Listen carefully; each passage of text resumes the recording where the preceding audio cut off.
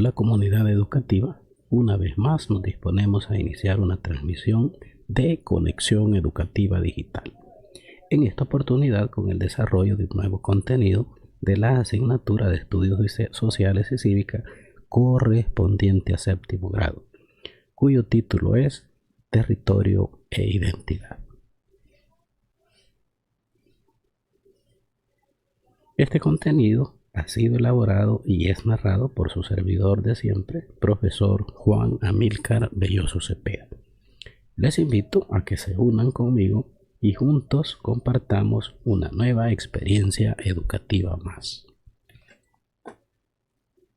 Iniciemos el desarrollo del contenido de esta oportunidad.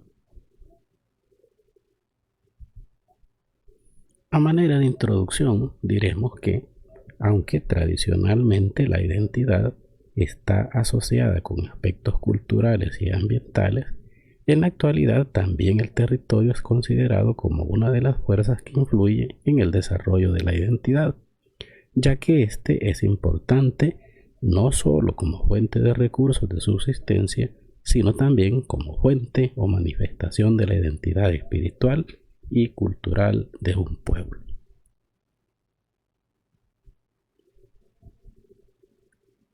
Veamos los siguientes ejemplos. En nuestro país, cuando hablamos de las pupusas, estamos hablando de un plato típico que es común a todos los salvadoreños. A la mayoría de salvadoreños nos gusta pues las pupusas. Y a nivel internacional, hablar de pupusas, rápidamente las personas se remiten a nuestro país. Pero hay otro tipo de situaciones que identifican específicamente a ciertas regiones geográficas, a ciertos municipios, a ciertos departamentos de nuestro país. Veamos los ejemplos que siguen a continuación. Bien, cuando hablamos del plato de yuca con chicharrón, que es otro plato que forma parte de la gastronomía salvadoreña, la gente ya no se remite a todo El Salvador, sino que rápidamente la gente asocia este platillo con el municipio de Chalchuapa, que se ubica en el departamento de Santa Ana, ya que el plato de yuca con chicharrón viene a ser como una especie de patrimonio propio de ese municipio occidental de nuestro país, de la ciudad de Chalchuapa. Veamos otro ejemplo. Cuando se habla de los cocos, esa bebida pues muy saludable y que muchos hemos deleitado en más de alguna ocasión, inmediatamente todos asociamos los cocos con el departamento de Sonsonate, ya que este departamento pues se ha considerado por mucho tiempo como quizá el departamento donde hay mayor producción de este tipo pues de bebida, ¿verdad? Que, repito, tiene propiedades medicinales. Otro ejemplo. Cuando hablamos de los famosos dulces que siempre están presentes en las fiestas patronales de nuestros municipios, inmediatamente la gente ubica pues o lo asocia con el departamento de San Vicente, ya que San Vicente se ha caracterizado a través del tiempo por tener una producción importante de este tipo de productos, repito, tradicionales dentro de lo que son los festejos patronales de cada municipio que conforman nuestro país. Es así como tenemos pues ciertos elementos, factores, comidas, bailes que identifican a ciertas regiones del país, mientras que otras situaciones o factores nos identifican a todos los salvadoreños en general. Continuemos. Veamos otro ejemplo.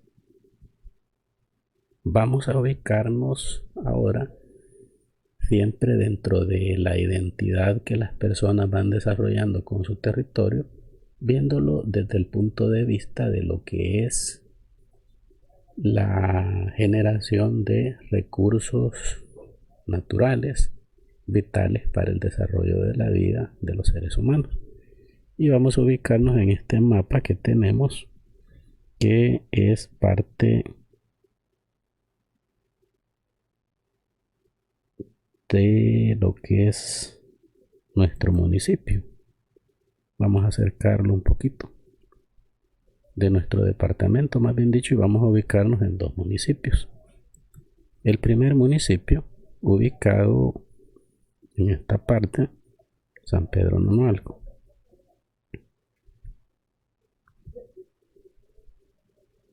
San Pedro Nonualco, que cuando hacemos alusión a ese municipio, rápidamente se asocia con la producción de frutas, y que eso pues sirve de alguna manera como un medio de subsistencia para muchas personas de aquella región.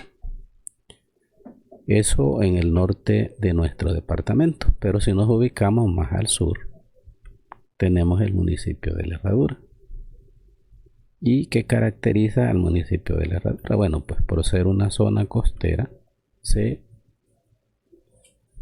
caracteriza por la producción de todo ese tipo de productos, ya sea pescado, mariscos y toda situación que se refiere a la extracción de productos marinos.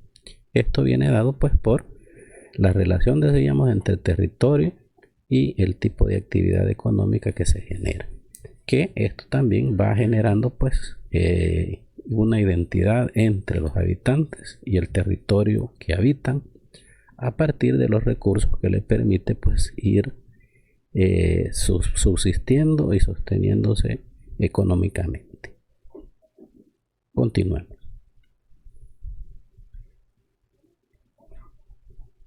Bien, vamos a dar una pequeña definición de lo que es territorio. ¿Qué debemos entender por territorio? Y diremos que, como término, desde el punto de vista geográfico, diremos que el territorio está referido a cualquier extensión de la superficie terrestre que es habitada por grupos humanos y que está delimitada en diferentes escalas. Puede ser esta de tipo local, puede ser municipal, regional, nacional o suprarregional. Pero, además, el territorio también es un espacio en el que se desarrollan prácticas e instituciones culturales. Por lo que el territorio es más que un espacio físico, es una experiencia vital en el cual está integrada la naturaleza, los significados y las relaciones que puedan desarrollarse en cada uno de ellos. Veamos un ejemplo. Ahí hablamos sobre que este territorio está delimitado a través de escalas. De tal forma tenemos que para una persona hablar de territorio puede ser todo el mundo. O puede ser que para otra persona hablar de territorio sea el continente donde vive. Otros pueden tomar el territorio como el propio país en el cual desarrollan sus vidas. Otros pueden ir más en específico y considerar que el territorio es su departamento. Para otros, su territorio se limita estrictamente a lo que es su municipio. Mientras que para otros el territorio puede ser su caserío o cantón. Independientemente de la escala que utilicen para medir su territorio, todo esto que aparece acá puede ser en un momento determinado nuestro territorio. Veamos otro ejemplo. Siempre referido a lo que es nuestro país. Vamos a hablar en estos momentos de otra situación que hace que las personas se sientan identificadas con el territorio al cual pertenecen,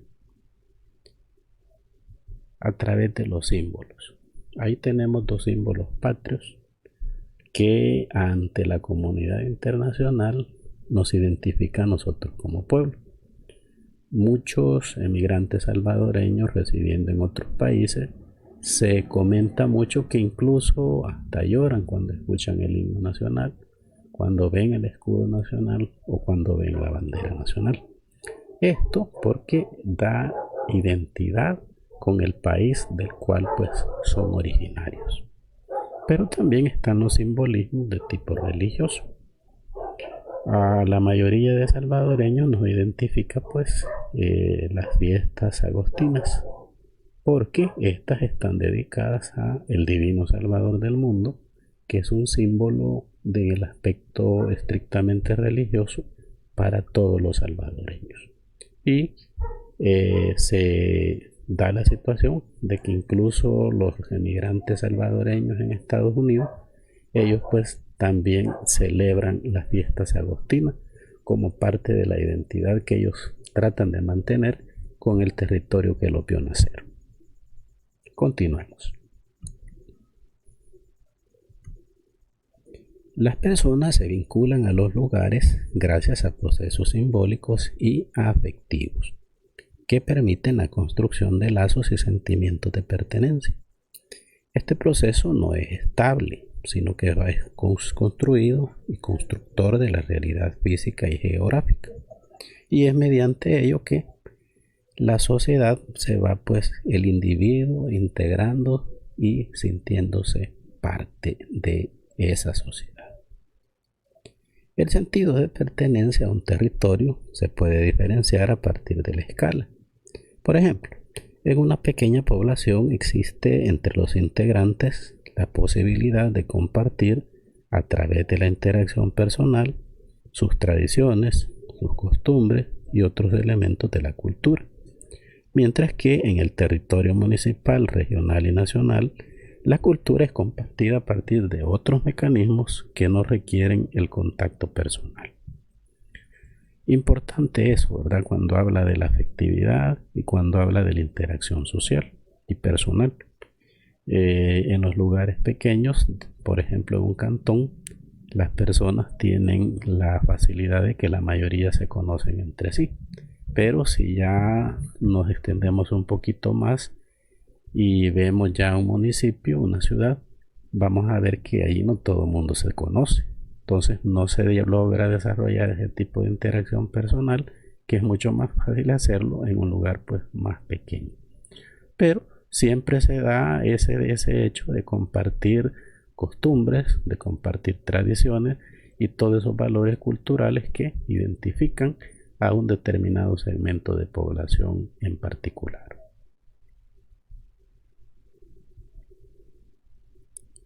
Los barrios, colonias, caseríos y cantones se construyen comunidades de tipo territorial que, aunque no cuentan con autonomía sociopolítica, desarrollan un sistema de identificación simbólica que puede extenderse a territorios más amplios como los municipales y regionales, cuando existen características o intereses comunes que los unen y que comparten.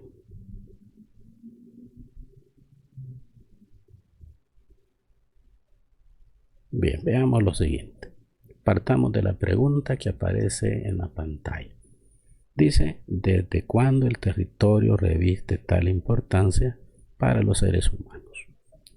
Diremos pues que el territorio es importante desde la aparición del hombre, porque siempre se ha necesitado de la posesión de un espacio personal y comunitario.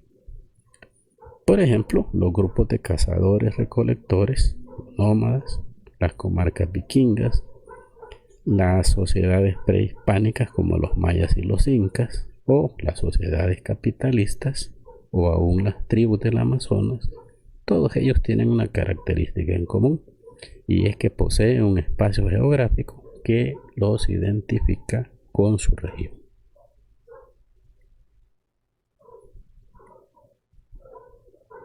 Veamos los siguientes ejemplos.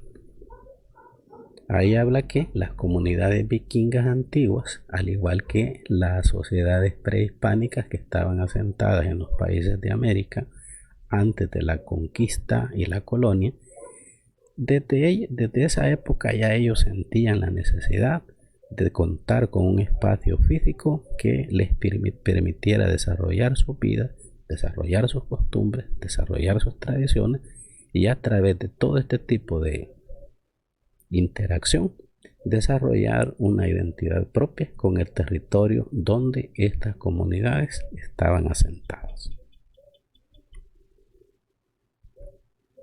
Los primeros grupos de cazadores recolectores poseían muchos territorios, desde los cuales realizaban sus actividades, las cuales dependían de factores como las estaciones del año, los recursos naturales y las condiciones de subsistencia. Por ejemplo, en verano buscaban espacios abiertos donde encontraban animales para cazar, mientras que en el invierno buscaban áreas propicias que les garantizaran alimentación y espacios adecuados para protegerse.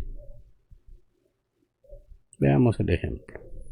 Ahí dice que muchas situaciones dependían de las estaciones del año, de la abundancia o escasez de recursos naturales, y es de tal forma pues que en verano buscaban espacios abiertos para dedicarse a la actividad de la caza, pero cuando azotaba el invierno pues buscaban espacios como las cuevas donde pudieran pues protegerse y de alguna manera pues alimentarse.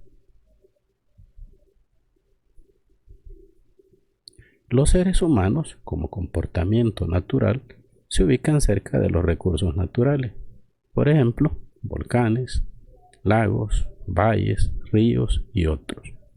Esto con el objeto de obtener de la naturaleza sus beneficios. Sin embargo, algunos de estos recursos han sido explotados sin control, creando diversos problemas. Veamos un ejemplo de esto.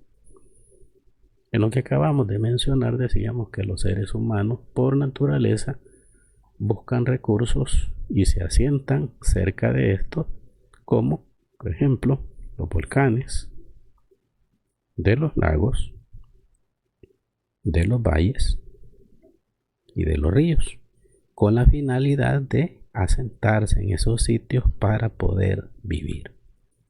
Alguien dirá, bueno, ¿qué ventaja tiene vivir cerca de un volcán? Sabiendo de que un volcán pues está el peligro de que en un momento determinado erupcione. Pues siempre que hay una erupción, todos esos territorios que son afectados por la lava, con el paso del tiempo se vuelven sitios altamente fértiles para el poder desarrollar ahí los cultivos.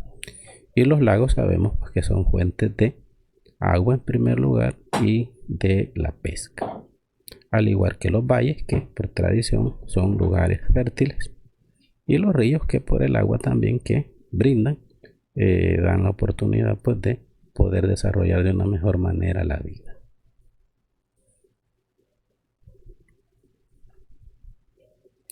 La delimitación de espacios asignados a determinados grupos ha generado guerras.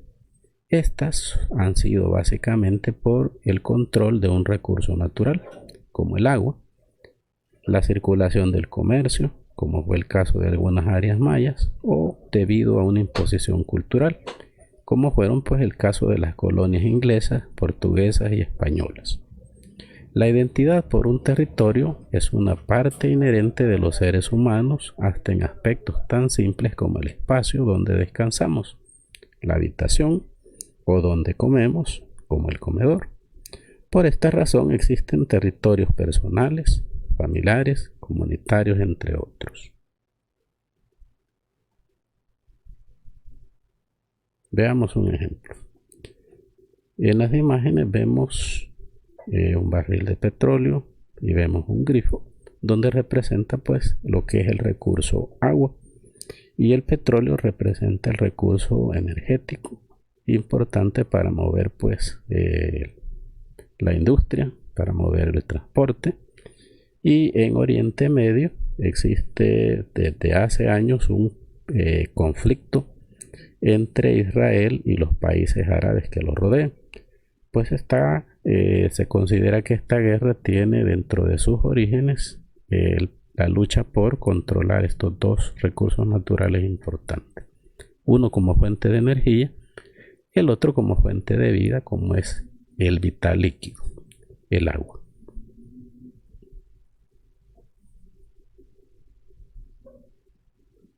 Vamos a definir en estos momentos la tarea hexágola correspondiente al desarrollo del contenido de esta oportunidad.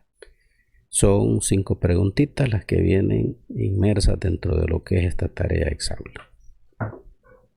Bien, la primera pregunta es de carácter investigativo y dice lo siguiente: investiga en qué departamentos de nuestro país existe mayor presencia de culturas indígenas, ya sean estas de origen pipil, de origen lenca o de origen cacaopera.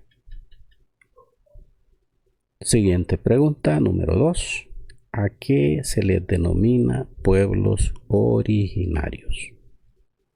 Dentro de nuestra América ha existido infinidad y existen aún hoy en día muchos pueblos originarios, pero es importante a quiénes se les denomina y por qué se les denomina de esa forma.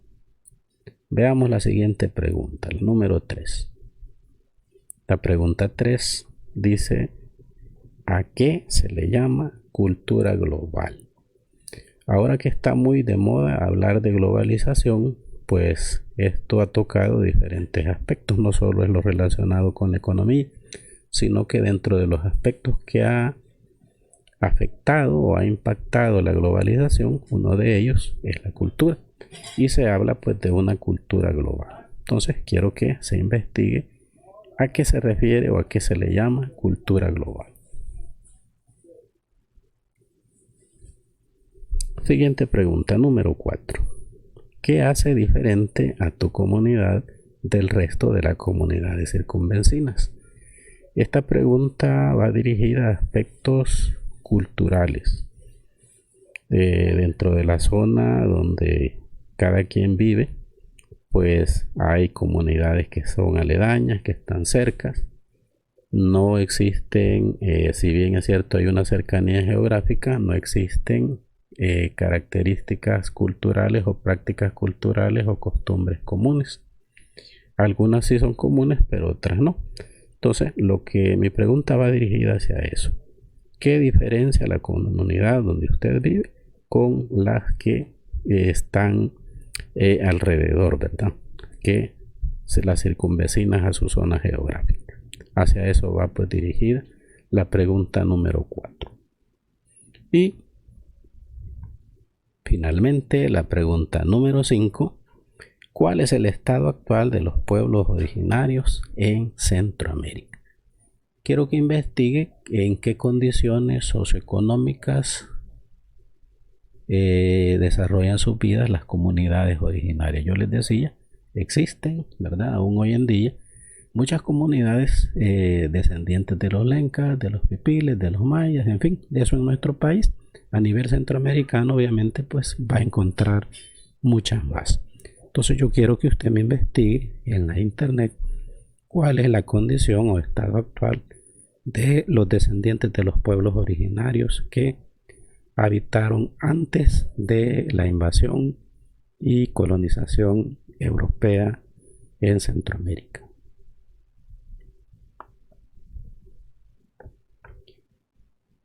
Y de esta manera pues damos por concluido el desarrollo de un contenido programático más de mi canal Conexión Educativa Digital. No quiero despedirme sin antes agradecer el favor de su atención y nos estaremos escuchando en una próxima oportunidad, si Dios así lo permite. Cuídense y que Dios les prodigue abundantes bendiciones a todos y a todas. Muchas gracias por la atención prestada.